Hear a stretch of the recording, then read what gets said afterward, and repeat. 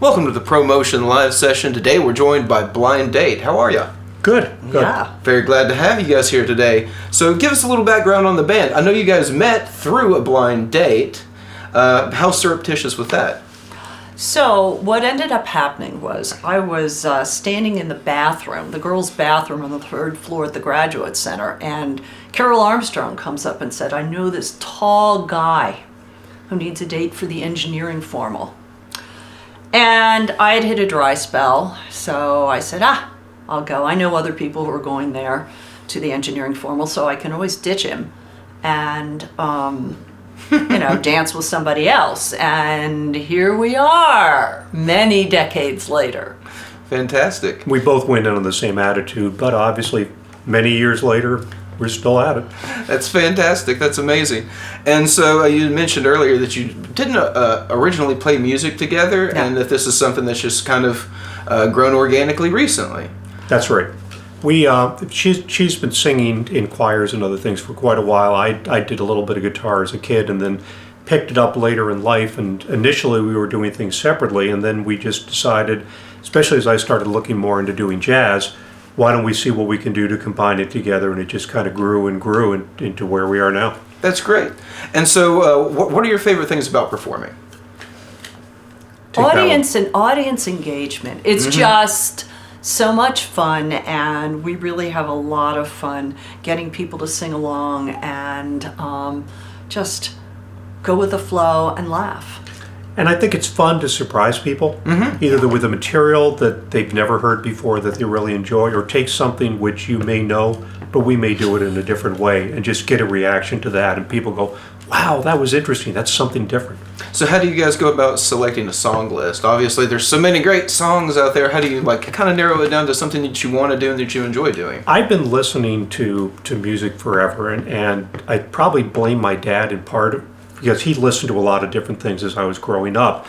And if you looked at my turntable, which kind of ages me, but if you looked at my turntable growing up, you would have Deep Purple's Machine Head, followed by Beethoven's Seventh Symphony, followed by another rock and roll, the Beatles, and then you might have Switched on Bach or something, and then some J.S. Bach. So incredibly eclectic, and I've continued that throughout my life.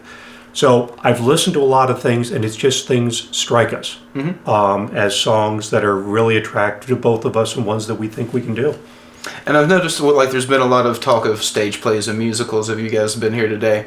Is that something you guys enjoy watching together? Absolutely. Yeah. I mean, I was going to musicals when I was a kid. My folks took me to musicals, and we've continued to do that since, both stage musicals and movies.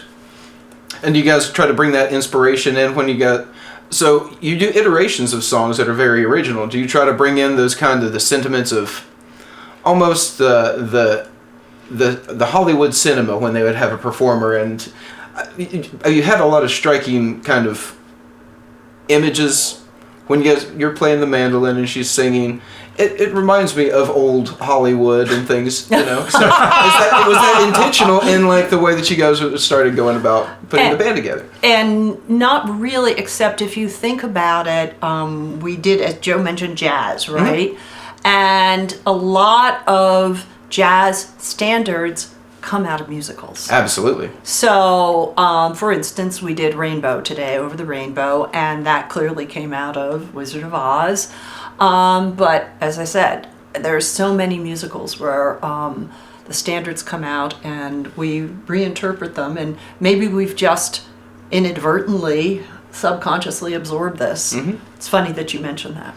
I think it's, you see musicals particularly iterated in so many forms, whether it's just a straight jazz cover or almost a blues standard. So they're one of those pieces of music that's reiterated so many times that they're instantly noticeable. Like when you said you're going to know by the first two chords. So that, having that kind of instantly recognizable sound, I think, is also great for audiences. So how often do you guys practice? You just sit at home and be like, hey, it's time to practice, or do you have a scheduled time? Neither. It kind of depends whether we're getting ready for an event or something's coming up. But now it's really sort of a regular thing that we do, which can be challenging because we have an 11-month-old puppy. But after an event, we'll find that we'll take off for a couple of weeks and kind of chill and relax. But then we end up going back to it, pulling the stuff out for the next one and planning and thinking of what's our next new thing that we want to do. And you really enjoy doing like family-friendly and faith-oriented events? We have done a lot of those, particularly over the last, since about 2016. Including, there was one particular international organization that happened to have a camp in the area of Vermont where we were, and we'd go over and do a Friday night concert for the kids. And when I say kids, we're really talking young adults, and they'd been working hard all week on mediation and things like that, and we gave them a chance to have a dance party. And it was amazing to me that these were kids from Israel, Palestine, and they would still know some of the tunes. Oh, yeah.